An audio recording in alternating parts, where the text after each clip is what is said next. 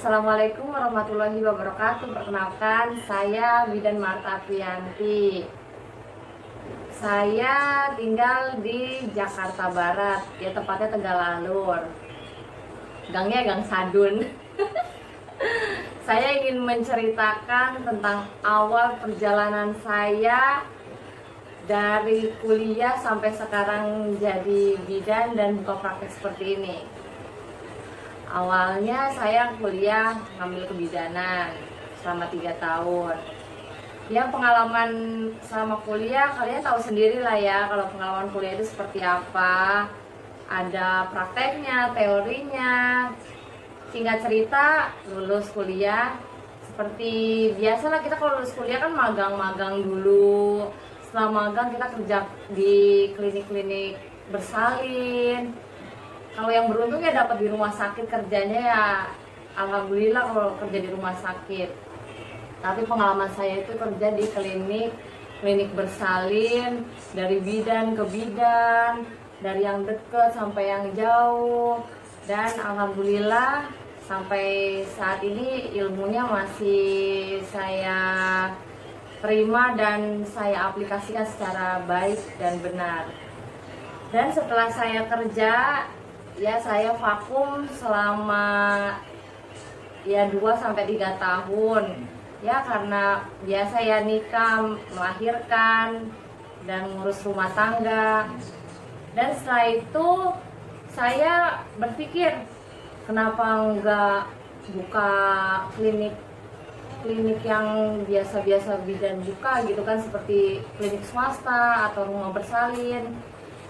Dari motivasi seperti itu, saya tekad, niat, dan berani untuk buka klinik. Awalnya ya ikut IBI ranting. Kita tuh harus sebagai bidan tuh harus punya wadah. Wadah kita tuh IBI ranting. Jadi kalau kita nggak punya wadah, kita serba takut. Kita mau tindakan seperti ini itu kita nggak punya pegangan, nggak punya ibaratnya fondasi buat kita nanti kalau terjadi apa-apa tuh kita harus ngadu kemana. Jadi kita tuh yang awal itu kita harus masuk ke IBI ranting dulu. Kita harus ikuti kegiatannya, seminar, pertemuan setiap bulan, dan kelanjutan sampai pada akhirnya kita kenal sama semua bidan-bidan sekitar daerah Kalideres ini.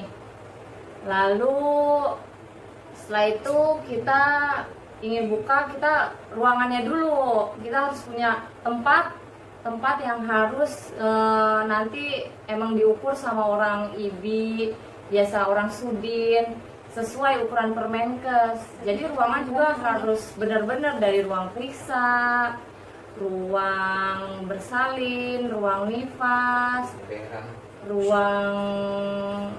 biasanya ruang resusitasi kayak gitu, kamar mandinya semuanya emang harus sesuai sama Permenkes.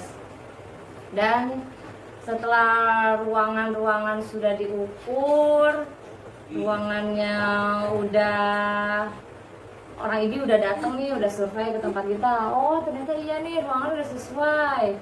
Udah biasalah ngisi-ngisi barang, alat-alatnya nyicil lah. Dari awal emang kita harus nyicil alat nih teman-teman.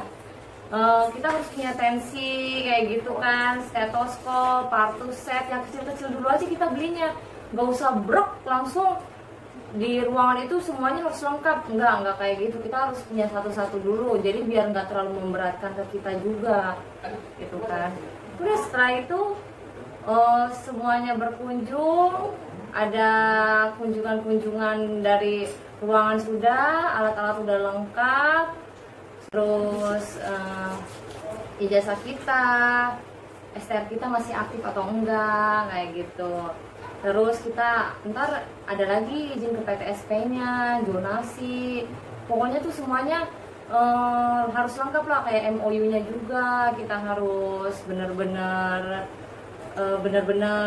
harus punya itu semua lah gitu.